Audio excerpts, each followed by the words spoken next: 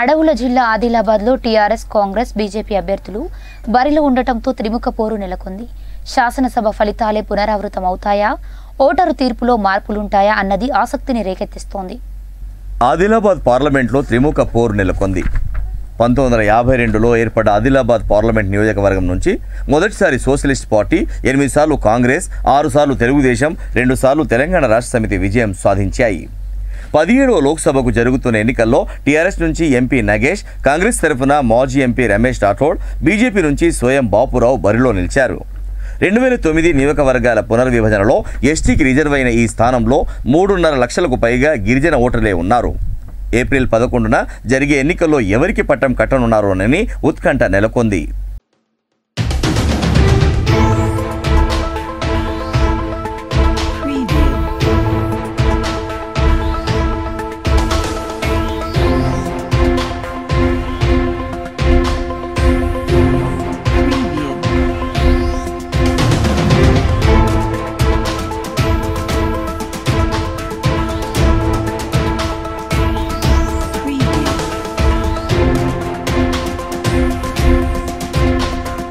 జిల్లాలో 10 శాసనసభ నియోజకవర్గాలుండగా ఇటీవలి ఎన్నికల్లో 9 స్థానాలు టీఆర్ఎస్ కైవసం చేసుకుంది.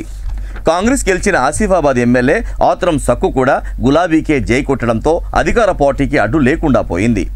కానీ సిట్టింగ్ ఎంపీ నగేష్పై ఎమ్మెల్యేలందరూ అసంతృప్తితో ఉన్నారు. మాజీ ఎమ్మెల్యే కోవలక్ష్మిని బరిలో దింపితే అదే సామాజిక వర్గంతో పాటు మహిళా కోటాను భర్తీ చేసినట్లు అవుతుందనే అభిప్రాయం వ్యక్తమైంది.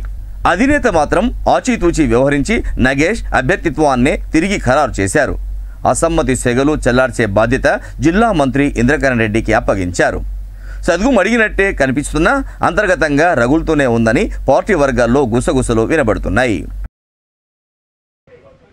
29 రాష్ట్రాల్లో 9 రాష్ట్రాలైతే మన దారులు నడుస్తూ ఉన్నాయి. అరే గీదారైతేనే చక్కగా ఉందని చెప్పేసి నడుస్తూ ఉన్నాయి. అదే ఏ పథకమైనా ఏ స్కీమ్ అయినా. కాబట్టి మళ్ళా మనం ఇప్పుడు అధికారంలో ఇక్కడ మన ముఖ్యమంత్రి గారు వచ్చారు. ఇక 4.5 సంవత్సరాలకు 2 నెలలు కూడా కాలే. ఇంకా 4 సంవత్సరాల 10 నెలలు మనకు టెన్షన్ నీళ్ళు మనకు ఉన్నాయి. ఇక పని కాబట్టి మనకి ఇబ్బంది లేదు. సరే, మన ప్రాంతానికి ఉన్నటువంటి విషయాల పట్ల పక్కనే జనాక కొరత ఉంది.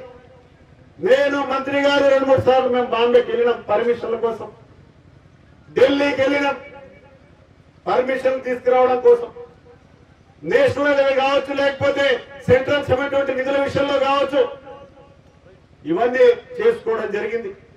ఒకటే ఈ సందర్భాన్ని నేను మీ అందరికీ మేము ఆశిస్తా ఉన్నాం.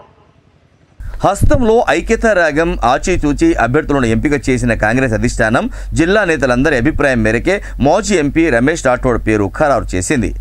అభ్యర్థిత్వం ముందుగానే ప్రకటించడం, జిల్లా నేతలంతా ఒక్కతాటిపైకి రావడం, పార్టీకి ఉన్న సాంప్రదాయ ఓటు బ్యాంకుతో విజయం సాధిస్తామనే ధీమా హస్తం నేతల్లో కనిపిస్తోంది. రమేష్ రాఠోడ్ గతంలో టీడీపీ నుంచి ప్రాతినిధ్యం వహించారు. ఈ ఎన్నికల్లో సైకిల్ పోటీలో లేనందున తెలుగు తమ్ముళ్ల మద్దతు కూడా కలిసి వస్తుందని భావిస్తున్నారు.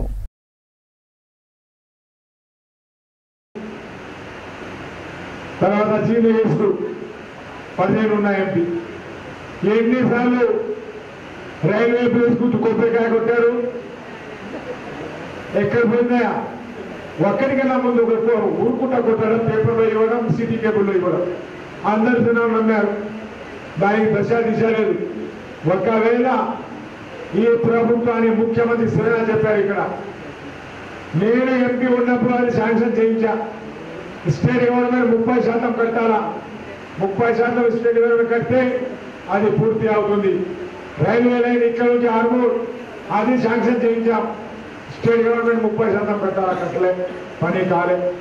రేపు కేంద్రంలో బ్యాక్వర్డ్ జిల్లాని తప్పకుండా ఫ్లైఓవర్ బ్రిడ్జ్ అయినా, ఫుడ్ ఓవర్ బ్రిడ్జ్ అయినా, రైల్వే లైన్ అయినా, సిమెంట్ ఫ్యాక్టరీ అయినా తప్పక చేయించే బాధ్యత నేను తీసుకున్నాను. ఈ సందర్భంగా తెలియజేస్తున్నా. ఇక మార్పుపై కమలం ధీమా వ్యక్తం చేస్తోంది. ఇటీవలే కమల తీర్థం పుచ్చుకున్న బోత్ మాజీ ఎమ్మెల్యే స్వయం బాపురావును ఆదిలాబాద్ ఎంపీ అభ్యర్థిగా ఖరారు చేసింది. ఆదిలాబాద్, నిర్మల్, ముధోల్ అసెంబ్లీ సెగ్మెంట్లలో బీజేపీకి కొంతవరకు పట్టుంది. పార్టీకి దూరమైన శ్రేణులన్నింటికీ సొంత గూటికి చేర్చేందుకు కమలదళం ప్రయత్నిస్తోంది. తెలంగాణలో శాసనసభ ఎన్నికల అనంతరం వచ్చిన మార్పు తమకు ఉపయోగపడుతుందన్న విశ్వాసంతో ఉన్నారు కమలనాథులు. మొత్తానికి ప్రచారంలో ముందున్న కాంగ్రెస్ త్వరలో రాష్ట్ర జాతీయ నేతలతో ప్రచారానికి ప్రణాళిక రూపొందిస్తోంది. గులాబీ అభినేత వ్యూహరచనపైనే టీఆర్ఎస్ శ్రేణులు ఆశలు పెట్టుకున్నాయి. మోదీ, అమిత్ షా కేంద్ర మంత్రుల పర్యటనకు బీజేపీ కసరత్తు చేస్తోంది. ప్రతి వ్యూహాలతో పార్టీలు ప్రజలను ఆకర్షిస్తుంటే ఓటరు మహాశయులు ఎవరికి జై కొడతారో వేచి చూడాల్సిందే.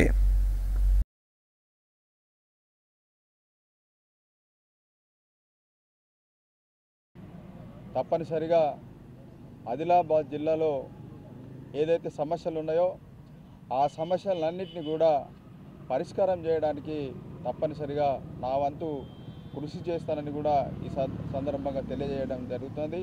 ముఖ్యంగా రాజకీయ నాయకులు అనేక వాగ్దానాలు చేస్తారు, కానీ ఆ వాగ్దానాన్ని పూర్తిగా చేయరు. కాబట్టి మేము వాగ్దానం చేయకుండానే మరి తప్పనిసరిగా ఈ జిల్లాలో అనేక సమస్యలు ఉన్నాయి.